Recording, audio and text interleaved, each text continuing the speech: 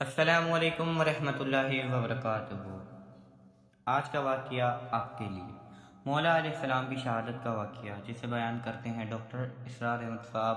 تو یہ واقعہ آپ کی زندگی کو بدل کے رکھ دے گا، تو ویڈیو کو اسکپ بالکل بھی نہ کریں، اور اگر ویڈیو اچھی لگی ہو تو لائک، شیئر اور سبسکرائب کر کے بیل آئیکن کو ضرور دبا دیں، کیونکہ ہماری نئی آنے والی ویڈیو کی نوٹیفیکیشن آپ تک پہنچ جائیں۔ شکریہ۔ ممنون احسان ہوں، حال ہی میں ایک کتاب چھپی ہے، ڈاکٹر سید رضوان علی ندوی، وہ محقق ہیں تاریخ کے، انہوں نے بڑی تاریخی تحقیق کے بعد جو باتیں بیان کی ہیں وہ میں آپ کے سامنے رکھ رہا ہوں۔ عرب میں جنوب مغرب کی کونے میں، جہاں یہ یمن بھی آباد ہے، اس کے اوپر نجران ہے، اسی علاقے میں یمامہ کا علاقہ کہلاتا ہے۔ یہاں ایک قبیلہ آباد تھا، بنو تمیم۔ یہ جو لوگ تھے بڑے کرخت مزاج، جنگجو، اکھڑ، ضدی، اور جس بات کو ایک دفعہ مان لے اس پر اڑ جانے والے اور مر مٹنے والے۔ یہیں سے فتنہ پہلا اٹھا تھا۔ سب سے بڑا جو نئے جھوٹے نبی کھڑے ہوئے تھے ان میں سب سے بڑا تو مسیلمہ کذاب تھا، یہی تو علاقہ تھا، اور اس کے خلاف اس فتنے کی سرکوبی میں کتنے صحابہ، 1200 صحابہ ایک جنگ کے اندر شہید ہوئے، جن میں 500 جو ہیں وہ حفاظ تھے رضی اللہ تعالیٰ عنہ اجمعین۔ تو یہ لوگ جو یہ تھے بڑے زوردار تھے۔ اس قبیلے کے بارے میں حضرت عمر رضی اللہ تعالیٰ عنہ نے ایک بڑی عجیب حکمت عملی اختیار کی۔ ان کو وہاں سے اکھاڑ کر اور ایران کی سرحدوں پر آباد کر دیا، اب جہاں پر جہاد ہو رہا تھا، تاکہ ان کے اندر جو یہ جنگجوئی ہے یہ اب اس مقصد کے لیے استعمال ہو، اب وہ دارالاسلام کی توسیع کے مقصد کے لیے استعمال ہو، اور وہ ہوئی۔ حضرت عمر نے 2 چھاؤنیاں بنائی تھی رضی اللہ تعالیٰ عنہ، کوفہ اور بصرہ، کیونکہ ظاہر بات ہے کہ اب جو اسلام کا دائرہ پھیل رہا تھا اور اسلامی حکومت پھیل رہی تھی، اور زیادہ تر جو ہے مشرق کی طرف پھیل رہی تھی، ایران اور خراسان وغیرہ کی طرف، تو اب مدینے سے اس کا کنٹرول اتنا آسان نہیں تھا، فاصلہ تھا، تو چھاونیاں بنائیں تاکہ یہ اس سرحد کے اوپر یہ موجودہ مرکز رہے، یا فوجیں موجود رہیں، کہیں کوئی بغاوت ہو تو اس کو کچلنے کے لیے وہ قوت فوری طور پر دستیاب ہو سکے۔ یہ لوگ ہیں کہ جو عبداللہ ابن سبا کی فتنے سے سب سے زیادہ متاثر ہوئے۔ ان کی مزاج میں وہ کجی تو تھی نا، حضرت عمر بھی ان کا جو ایک مضبوط کنٹرول تھا انہیں دبائے رکھا ہے، اور ان کا رخ جو ہے ایک دوسری طرف موڑ کر اس سے اسلام کو فائدہ پہنچایا۔ لیکن اس کے بعد جب فتنہ جو آیا یہ عبداللہ ابن سبا، تو سب سے بڑھ کر یہی لوگ اس کے ماننے والے، اور انہی میں سے وہ لوگ تھے جنہوں نے جانیں بھی دے دی ہیں، جنہیں حضرت علی نے زندہ جلایا ہے، اس لیے کہ وہ کہتے تھے کہ علی خدا ہے۔ اے علی تم خدا ہو، تم ہمیں آگ میں جلا رہے ہو، یہ تو تم ہمارا امتحان لے رہے ہو۔ وَلَنَبْلُوَنَّكُمْ بِشَيْءٍ مِّنَ الْخَوْفِ وَالْجُوعِ وَنَقْصٍ مِّنَ الْأَمْوَالِ وَالْأَنفُسِ وَالثَّمَرَاتِ، اب وہ اس آیت کو اپنے اوپر منطبق کر رہے ہیں۔ تو یہ جو کرخت لوگ تھے، انہوں نے در حقیقت جو ہے عبداللہ ابن سبا کے کردار میں سب سے بڑا رول پلے کیا، اور انہی کے ہاتھوں حضرت عثمان شہید ہوئے رضی اللہ تعالیٰ۔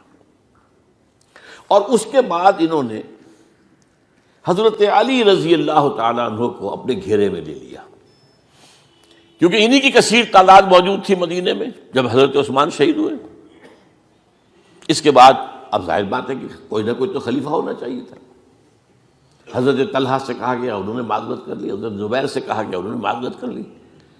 اب ظاہر بات ہے کہ حضرت علی آخر امت کو چھوڑا تو نہیں جا سکتا تھا بغیر امام کے، انہوں نے قبول کر لی، اگرچہ حضرت حسن روکتے رہے کہ ابا جان یہ ان لوگوں کی بیعت جو ہے آپ قبول نہ کیجیے۔ حضرت حسن تو ان میں سے ہے جو حضرت عثمان کے دروازے پر کھڑے تھے پہرے دار کی حیثیت سے، حسن اور حسین رضی اللہ تعالیٰ عنہ، انہیں تو معلوم تھا فتنہ جو کون لوگ ہیں۔ اس کے بعد حضرت علی رضی اللہ تعالیٰ عنہ نے اسی حکمت سے، جس حکمت کے تحت حضرت عمر نے یہ چھاونیاں آباد کی تھیں، دارالخلافہ بھی مدینے سے کوفہ منتقل کر دیا، تاکہ پورے عالم اسلام کو کنٹرول کیا جا سکے اس مرکز کے ساتھ۔ اس کا نتیجہ یہ نکلا کہ اب گویا کہ حضرت علی کے گرد ان لوگوں کا گھیراؤ مکمل. کوفے میں یہی تو آباد تھے، کوفی یہی تو تھے. حضرت عمر نے انہیں لا کے یہاں آباد کیا تھا. جب حضرت علی نے کوفے کو اپنا دارالخلافہ قرار دیا تو گویا کہ ان کا پھر عمل دخل بہت بڑھ گیا. ایک طریقے سے یوں کہا جا سکتا ہے کہ انہوں نے اب حضرت علی رضی اللہ تعالیٰ عنہ کو اپنے محاصرے میں لے لیا. چنانچہ جنگ جمل کے موقع پر یہ ہوا ہے کہ صلح ہو گئی تھی. حضرت عائشہ رضی اللہ تعالیٰ عنہ کے جو نمائندے تھے اور ادھر سے حضرت علی، صلح ہو گئی تھی، طے ہو گیا تھا کہ ہاں قاتلین عثمان کو جو ہے اس کو سزا دی جائے گی، قصاص لیا جائے گا حضرت عثمان کی قتل کا. لیکن ان لوگوں نے 10,000 آدمی کھڑے ہو گئے کوفے کے اندر، ہم سب قاتل ہیں عثمان کے، لو قصاص ہم سے اگر لے سکتے ہو. جس کے نتیجے میں اور انہوں نے جنگ شروع کر دی. اور جب جنگ شروع ہو جائے تو پھر اس کے بعد تو کوئی نہیں دیکھ سکتا کیوں شروع ہوئی، کیسے شروع ہوئی، کس نے شروع کی. اب تو یا مارو یا مرو، دو ہی باتیں ہوتی ہیں. 10,000 مسلمان ایک رات میں شہید ہوئے جنگ جمل میں. اب اس کے بعد حضرت علی رضی اللہ تعالیٰ عنہ کی خلافت جو ہے حضرت امیر معاویہ نے ماننے سے انکار کر دیا. جب تک قاتلین عثمان کو سزا نہیں دیتے ہم بیعت نہیں کریں گے. یہ نہیں کہ دعویٰ کیا ہو کہ میں خلافت کا حقدار ہوں، یہ نہیں، لیکن یہ کہ آپ کو ان کو سزا دینی چاہیے.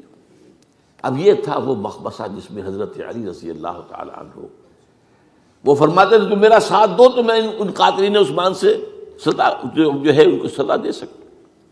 ادھر انہیں پتا تھا کہ میں سرنڈر کرتا ہوں تو مجھے علی تک تو پہنچنے کوئی نہیں دے گا، راستے میں ختم کر دیں گے رضی اللہ تعالیٰ عنہ. تو یہ پیچ تھا ایک جو ایسا پڑا ہے. اب اس میں جب حضرت معاویہ اور حضرت علی کے مابین فیصلہ کن جنگ ہوئی، جنگ صفین جسے کہتے ہیں، جس میں 70,000 مسلمان ایک دوسرے کی تلواروں، تیروں، نیزوں سے قتل ہوئے. اس موقع پر حضرت معاویہ کی طرف سے ایک آفر آئی. قرآن مجید کو نیزے پر اٹھا کر لوگوں نے کہا کہ یہ خون ریزی بند کر دو، ہم قرآن کا فیصلہ ماننے کو تیار ہیں. حضرت علی دیکھ رہے تھے کہ یہ اصل میں میری فتح کو شکست سے بدلنے کا پروگرام ہے.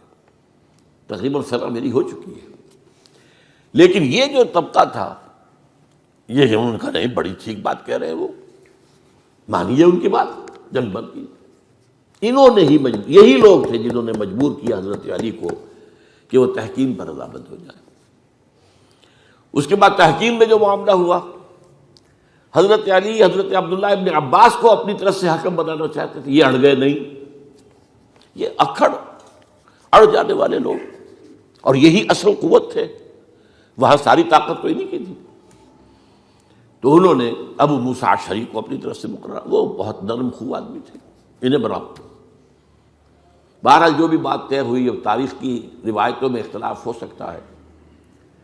کہا یہ جاتا ہے کہ طے تو یہ ہوا تھا حکمین کے مابین، ادھر سے ابو موسیٰ اشعری، ادھر سے عمرو بن العاص رضی اللہ تعالی عنہما، کہ آپ اپنے جو کلائنٹ ہیں حضرت علی آپ انہیں معزول کر دیجئے، میں معاویہ کو معزول کر دیتا ہوں، پھر جو ہے مسلمان فیصلہ کر لیں کسی اور کی عبادت. انہوں نے کھڑے ہو کے کہہ دیا میں علی کو معزول کرتا ہوں، اور عمرو بن العاص نے کہا کہ میں معاویہ کو قائم کرتا ہوں.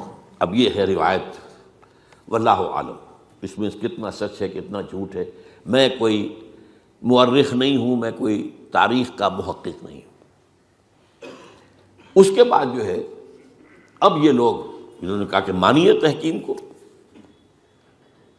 اور جب انہوں نے حضرت علی نے اس تحکیم کے فیصلے کو ماننے سے انکار کیا تو باغی ہو گئے،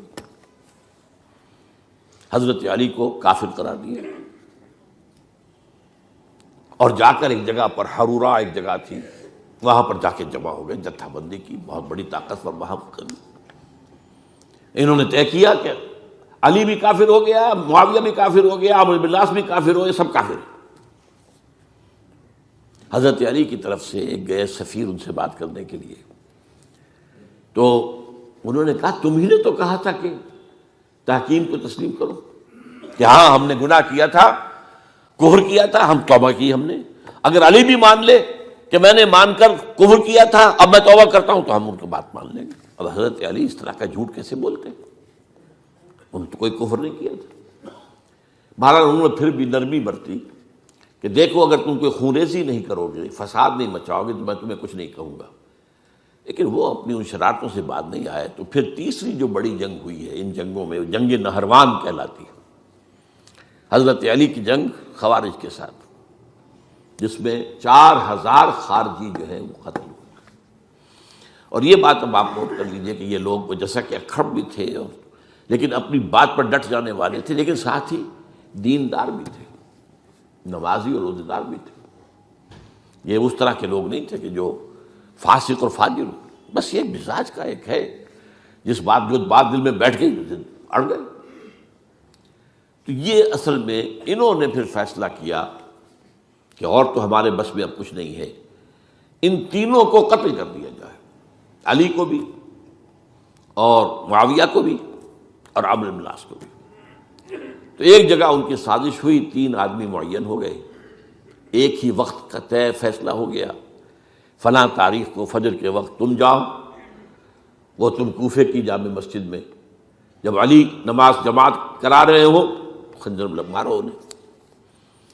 اور یہ اس کا نام ابن ملجم تھا، خارجی، یہ وہی لوگ بنو تمیم کے لوگ. دوسرا جو تھا وہ دمشق میں حضرت معاویہ کو قتل کرنے، شہید کرنے کے لیے پہنچ گیا. تیسرا مصر پہنچ گیا حضرت عمرو بن العاص کو. اب یہ بات اللہ کی طرف سے ہے، یہ تو اس کی مشیت ہے، اس کا فیصلہ ہے. حضرت علی پر وار کارگر ہوا، اب شہید ہو گئے. حضرت معاویہ پر وہ وار ذرا اوچھا پڑا، زخمی تو ہوئے لیکن آپ کی جان بچ گئی. عمرو بن العاص اس روز مسجد میں کسی معذوری کی وجہ سے، عذر کی وجہ سے فجر میں آ ہی نہیں سکے، لہذا حضرت علی کی شہادت ہو گئی. اب یہ ہے اصل پس منظر، کن لوگوں نے کیا شہید، اصل میں وہ سمجھ لینے کی بات ہے. یہ خوارج نے شہید کیا، لیکن خوارج کا فتنہ سبائی فتنے ہی کا آف شوٹ ہے، اسی کے ذیل میں ہے، اسی کی ایک شاخ ہے، اسی کا ایک نتیجہ ہے. یہ خوارج جو ہے بعد میں بھی ان کی مسلسل جو ہے وہ جنگیں رہی ہیں. بہرحال اس صورتحال کو یہ سمجھ لیجئے کہ یہ خلفائے ثلاثہ رضی اللہ تعالی عنہ، حضرت عمر شہید، عثمان شہید، علی شہید. عجیب بات ہے کہ تینوں کا نام عین سے شروع ہوتا ہے، عمر عین سے، عثمان عین سے، علی عین سے. تینوں شہید ہوئے ہیں. لیکن یہ کہ یہ ہے تاریخی پس منظر. آئی ہوپ کہ مولا علیہ السلام کی شہادت کا واقعہ آپ کو پسند آیا ہوگا. تو ہمارے چینل کو لائک، شیئر اور سبسکرائب کر کے بیل آئیکن ضرور دبا دیں، کیونکہ ہماری نیکسٹ آنے والی ویڈیو کی نوٹیفیکیشن آپ کو ملتے ہیں. اور ملتے ہیں اگلی ویڈیو میں، تب تک کے لیے اللہ حافظ.